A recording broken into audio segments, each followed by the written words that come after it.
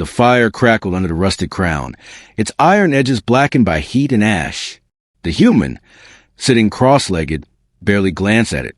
To him, it was just scrap, useful metal to hold his cooking pot steady. But to anyone from this world, that crown meant something different. High above, hidden behind scorched trees and broken stones, a pair of glowing red eyes watched in horror. Commander Therea, once heir to the Eastern Shard Throne, gripped the edge of her blade. She didn't need to get closer to know what that object was. She had worn its twin during her blood ceremonies as a child. That crown was not meant to be touched by unmarked hands, not meant to be used as furniture for food, and definitely not meant to be burned. The fact that it sat beneath a human's cooking pot sent a cold shiver down her armored spine. The human didn't know she was watching. He hummed softly, tearing a piece of dried meat and tossing it into his pot. He moved with calm confidence, alone but never afraid. There was no panic, no urgency, just quiet control. Her orders had been clear. Observe the humans. Do not engage. But this one had crossed the sacred line. And yet, she hesitated. He was no warrior, not by the look of him. Just a scavenger, dirty and sunburned, making camp in a place long abandoned by her people. She shifted her stance, her boots crunching faintly on burned leaves. The sound made the human look up. His eyes, green and unreadable, met hers without surprise. It was as if he had already known she was there. "You want it?" he asked, motioning to the crown with a flick of his knife. Didn't mean to offend, just needed something to hold the pot. His voice was calm, without fear, but also without apology. Therea stepped forward. Her armor shimmered in the dying light. Symbols of old wars were etched across her shoulder plates. Her hand rested on her sword's hilt. "You speak our tongue," she said coldly. "A little," the human replied. "Enough to know that wasn't a regular helmet." He poked the fire casually, sending a small burst of sparks into the air. Didn't think it still mattered. Place looked abandoned. His tone was honest, but his eyes watched her carefully. "It was not abandoned," she snapped. "It was desecrated. That crown once belonged to the last true king. It should never have touched the ground, let alone fire." Her voice shook with emotion she hadn't planned to reveal. The human stood slowly.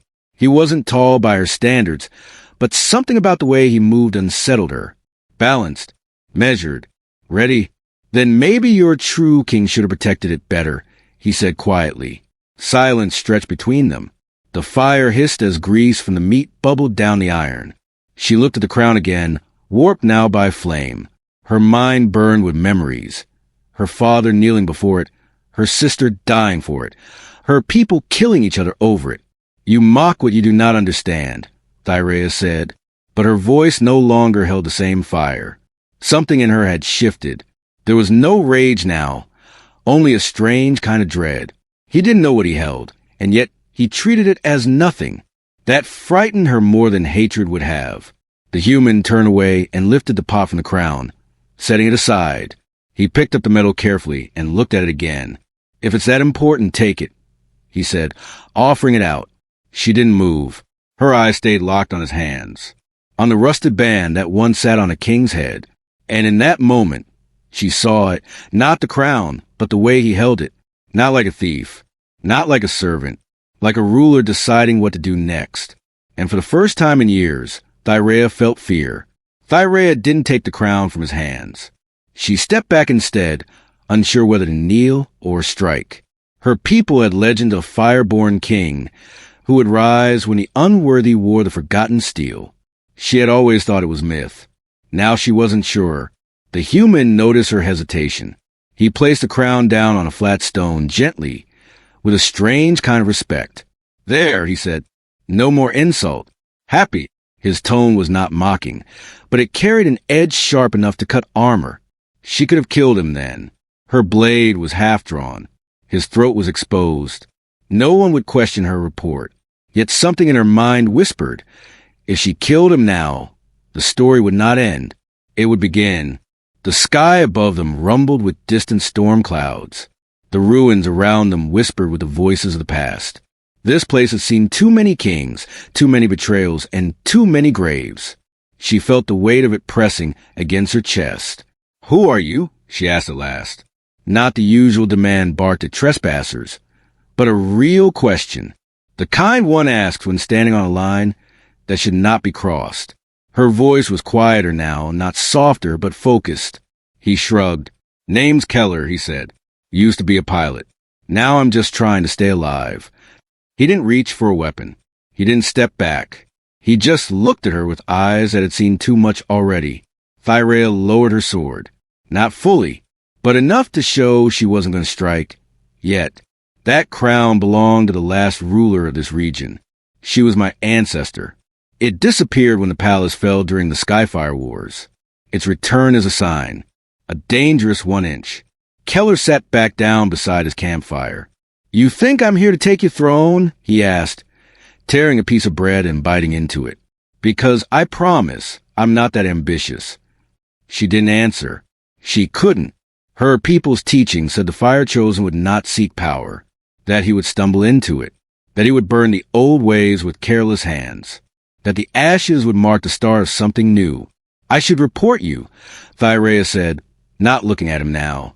"The elders would want your name, your face. They want to know how you found that crown, and why it didn't kill you when you touched it." Keller chuckled, a dry, humorless sound. "It's just a crown," he said. "Metal, heat-resistant, not a weapon, not magic. You people give power to things that are already broken." Her face twisted, not in anger, but something close to grief. "That crown started wars," she said. "My sister died for it. My uncle was burned alive, trying to hide it, and you made it a cooking tool." He didn't apologize. He didn't explain. He only looked at her and asked, "Then what should I do now?" It wasn't sarcasm. It was a real question, one that she hadn't expected. Thyrea didn't know the answer. The warrior in her wanted to say, "Leave and never return."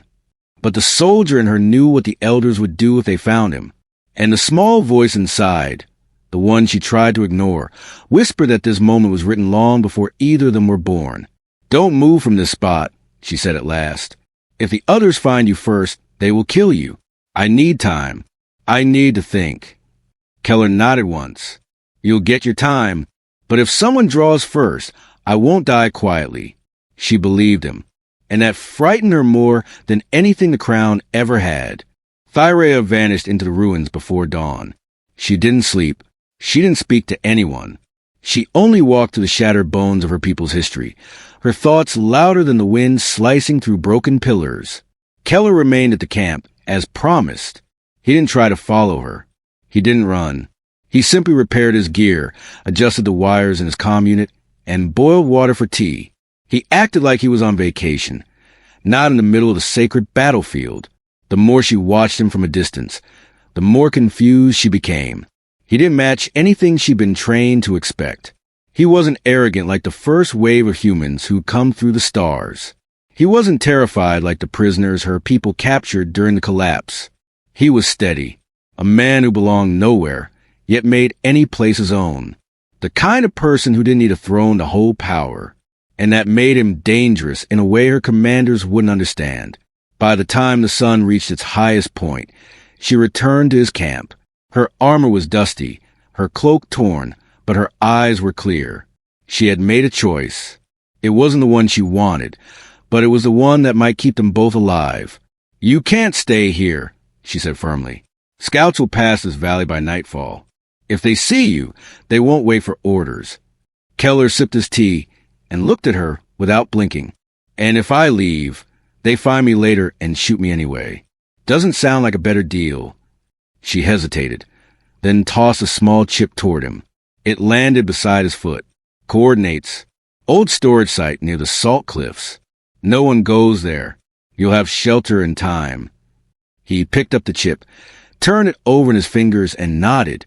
"You're trusting me with your people's secrets?" he asked, voice low. "No," she said. "I'm trusting that you won't turn this into something worse than it already is." Keller stood slowly and packed his gear. He didn't ask questions. He didn't waste time. He moved like someone who knew when a door was opening and how quickly it could close. As he extinguished the fire, Thyrea stepped toward the crown. It still rested on the stone where he had placed it. Burnt, bent, but still strangely whole. She reached out and wrapped it in cloth, careful not to let it touch bare skin. "I'll take this back," she said. "If the elders ask, I'll tell them I found it buried, broken, beyond use. They'll believe it. They want to believe it." Keller slung his pack over one shoulder and gave her a final glance. "And what do you want to believe?" he asked, with no mockery in his tone. Thyrea looked at the crown in her hands. It was lighter than she remembered, like the weight had gone somewhere else. "I want to believe this story can end without blood." For the first time, Keller smiled. It was not a wide grin, but a quiet, understanding curve of the mouth.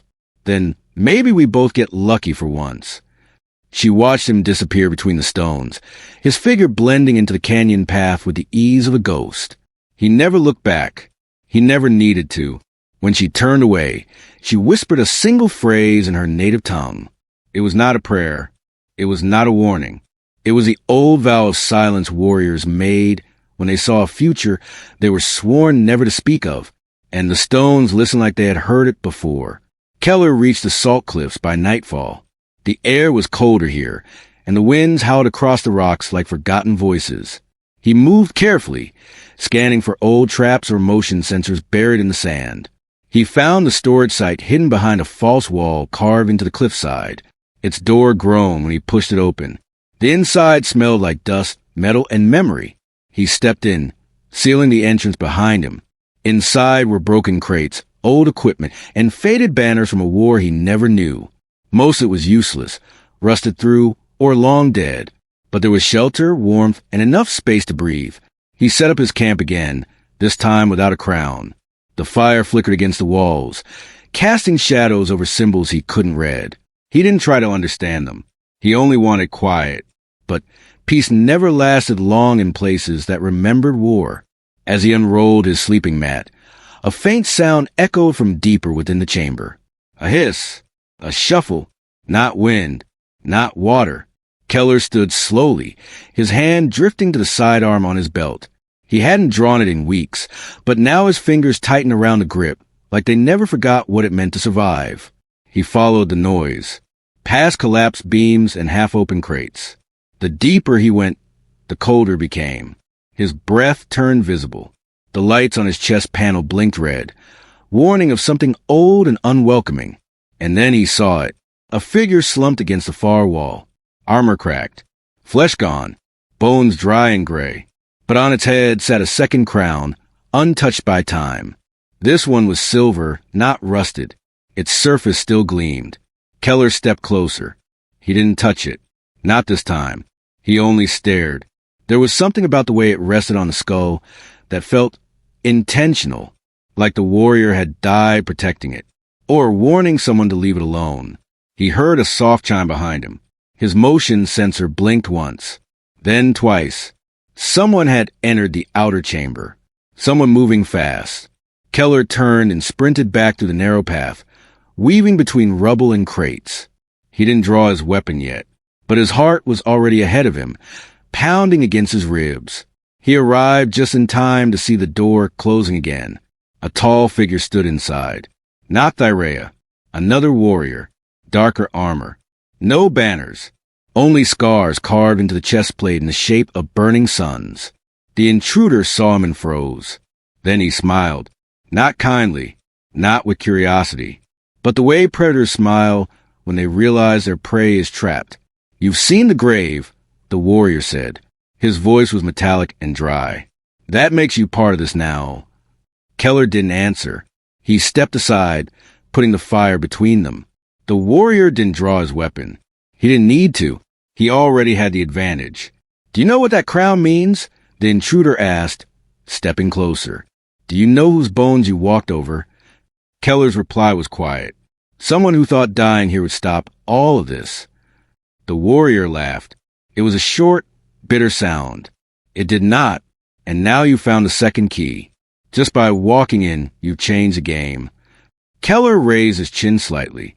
"Then tell me the rules." "There are no rules anymore," the warrior said as he circled the fire. "Only players." And you're wearing the scent of one who still believes the throne can be saved. Keller didn't flinch.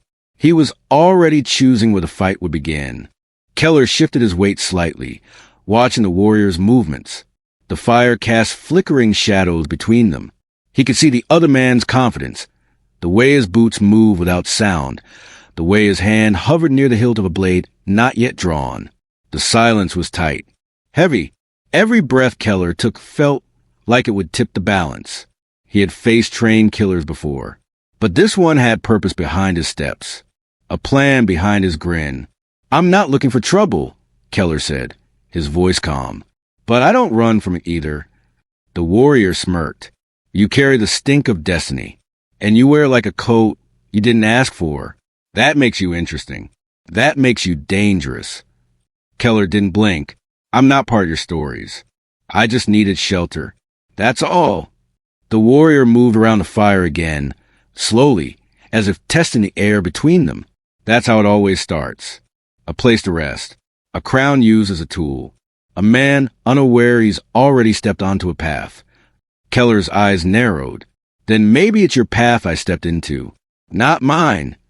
That made the warrior pause. His grin faded slightly. "Clever. You'll need that, because others are coming. Not like me. Worse. The kind who burn everything just to keep the ashes." Keller tilted his head. "You're warning me?" "I'm watching you," the man replied. "That's all. What happens next depends on how deep you're willing to go. Because once the throne wakes, it doesn't sleep again." He turned toward the exit, placing 2 fingers to his helmet in a mock salute. "Sleep with one eye open. Human, you may already be wearing the crown in ways you don't understand." With that, he slipped into the shadows, vanishing through a side corridor Keller hadn't noticed before. The door creaked softly, and then silence returned, thick and absolute. Keller remained still for a long time. Then, finally, he moved to the crate near the fire and sat down. He placed his sidearm beside him and stared into the flames. His thoughts ran faster than the wind outside. He hadn't come here looking for a fight. He hadn't even believed in kings or thrones or chosen warriors. But now everything around him told a story he hadn't written and didn't want to finish. The next morning, the storage chamber felt colder. Keller packed his gear with mechanical focus. Before he left, he returned to the silver crown resting on the ancient corpse. He stared at it for a long moment. Then he covered it again carefully and whispered, "Not my war." But as he turned to leave, the ground beneath him shifted. A low rumble echoed through the chamber. Lights flickered along the walls. Symbols flared faintly, glowing with heat and recognition. The crown responded. A hum rose in the air, soft but steady. The ancient throne signal had been triggered, and it wasn't calling for warriors or nobles. It was calling for him. Keller cursed under his breath and started running. Whatever was waking inside, that cave wasn't going to stay quiet for long. He emerged into the sunlight just as Thyrea arrived on a hoverbike, her cloak whipping behind her like a warning flag. She slid to a stop, eyes wide as she saw his expression. "What did you do?" she demanded. "I think I answered a question I didn't ask," Keller replied without stopping. And together, they fled the cliffs as the mountain behind them began to stir. Thyrea didn't speak as they sped across the desert. The hoverbike cut through the wind like a knife. Keller held on tightly, feeling the tension in her shoulders as they raced from the cliffs. Behind them, the mountain moaned. Not a quake, not a collapse. It was something older, a voice beneath the stone, a signal rising after centuries of silence. The crown had awakened more than memories. When they reached a ridge high above the old battlegrounds, Thyrea finally slowed. She brought the bike to a halt and looked down over the valley below. Her face was pale, her breath short. She had seen war before, but this was different. Below them, dust swirled in perfect circles. Lights shimmered beneath the ground. And in the center of it all, a shape began to rise. Not metal, not flesh, a construct of energy and memory. The throne of the lost king was rebuilding itself. Keller stared. "Tell me that's not what I think it is." Thyrea didn't answer. Her lips moved as if praying, but no words came out. She had heard legends of this throne, It was said to return only when the last bloodline failed, and a new one was chosen by the land itself. You didn't just touch the crown, she said at last. You activated the seal beneath it. The throne doesn't respond to blood anymore. It responds to will. Keller stepped away from the bike, eyes fixed on the rising structure. Then maybe your people should have buried it deeper.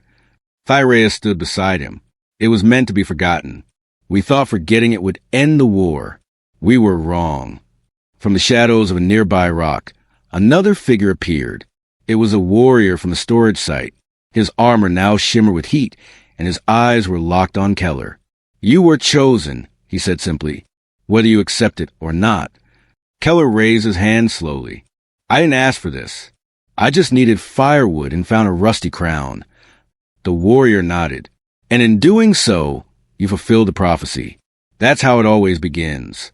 Not with swords, not with battles, but with choices made by those who never sought power. Thyrea stepped between them. If this throne rises, the council will come. They'll see it as a threat.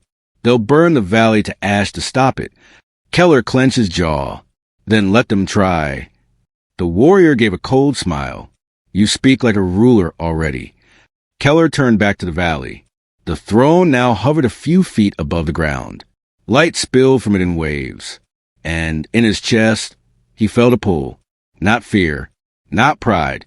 Something ancient, like the land itself, was waiting for his step. He looked at Thyrea. She nodded once. If you take the throne, the world changes. Nothing can undo it, not even death. Keller took a breath and said, Then it's time someone new writes the rules.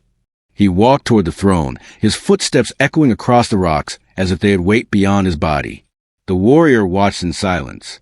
Thyrea followed behind, sword drawn not in threat, but in loyalty, and the valley held its breath as a human approached the seat once meant for kings. Keller's boots touched the ground just before the throne platform. The surface shimmered with pale gold light, lines running like veins across the stone. His fingers curled slightly, sensing the hum rising beneath his skin. He didn't reach for it. Not yet. He stood in front of it, feeling its presence like a storm building behind his ribs. It didn't speak in words. It spoke in memory.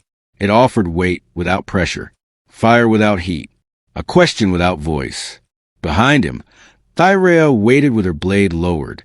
Her armor glowed softly in the throne's light. She had seen warriors beg for this moment, bleed for it, die for it. But Keller didn't kneel or boast. He only watched.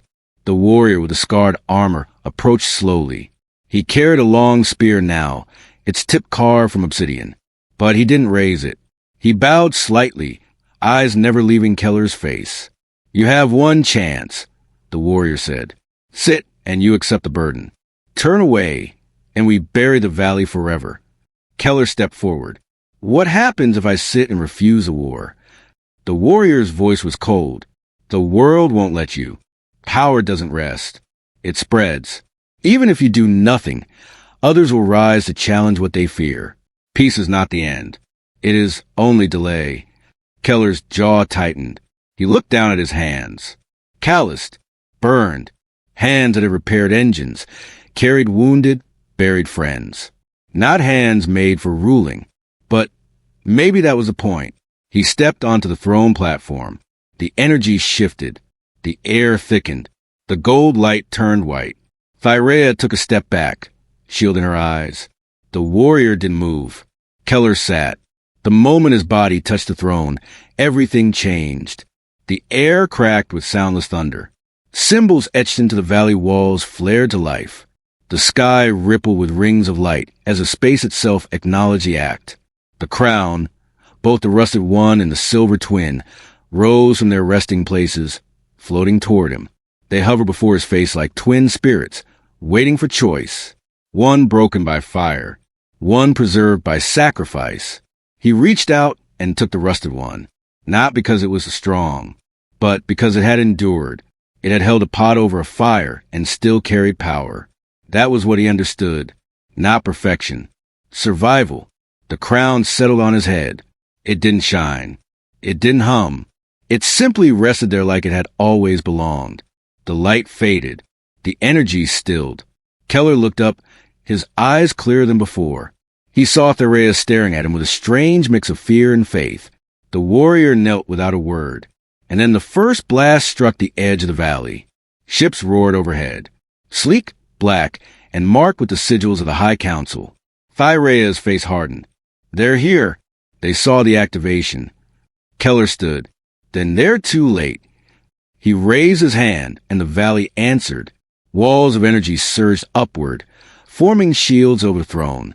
Cannons hidden beneath the sand erupted with fire. The ancient defenses were his now. The war had found him, and this time the king was ready. The sky burned with council fire as ships descended in formation. Their weapons glowed hot, pulsing with power meant to crush any rising threat. But the valley below was no longer sleeping. It was awake, alive, and furious. Keller stood at the center of it all, his hands raised not in surrender, but command. The crown on his head, old and rusted, pulsed once with light. The throne beneath his feet vibrated with silent energy that only he could hear. Tharea stood to his right, her sword drawn, her stance firm. She wasn't protecting him. She was standing with him. She knew the council would see this as rebellion, but she no longer feared their judgment. Beside her, the scarred warrior gripped his spear tightly. He gave no orders. He waited. His silence was louder than battle cries. He had chosen his king, and now he would fight for him. The first strike hit the shield above the valley. Light exploded outward, but the barrier held. Old technology, forgotten by history, sparked a life in defense of the one seated on the throne. Keller's voice was calm. Do not return fire unless they land. Let them come. Tharea glanced at him. They will bring armies, assassins, prophets. They will twist your image into a curse. Then we show them the truth, Keller replied. Another blast echoed, then a third. The sky swirled with smoke. Council ships circled like predators, but none landed. Not yet. They were watching, waiting to see what this human king would do. Keller stepped forward. The throne lowered him to the valley floor. The platform vanished into sand. He walked calmly to the edge of the shield and faced the sky. He raised his voice. You sit in towers built on fear. Look below. This is not your throne. This land does not belong to you. I claim no crown made by your hands. I stand on a forgotten seat, chosen not by blood, but by act. His words rippled through every frequency. Ships paused mid-flight. Council officers leaned toward their screens. Across systems, feeds began to stream. The voice of a man with no title was now broadcast like prophecy. I offer peace, Keller continued, but I will not kneel. I will not bow to names carved into stone by the dead. You may bring your blades. But know this valley has already buried empires. Tharea lowered her sword. Her eyes burned with something new. Not vengeance, not hope, something deeper. A belief that couldn't be taught or forced. A truth found only in those who had lost everything and still stood. The scarred warrior dropped to one knee beside her, his spear planted in the ground. Not as surrender, but as loyalty. One council ship turned, then another, and then the skies cleared. The attack never came. The throne's light faded slowly, not in defeat but rest. The signal had been sent. The world had listened, and for now, it had chosen not to answer with fire. Keller looked at the empty sky. He didn't smile. He didn't cheer. He only removed the crown and placed it beside the throne. He had used it, but it would not use him. Will you lead them? Tharea asked. No, Keller said, but I'll show them how to stop following shadows. And together, they walked into a future not written by kings, but by those who would once lit a fire with crown and dare to question its weight.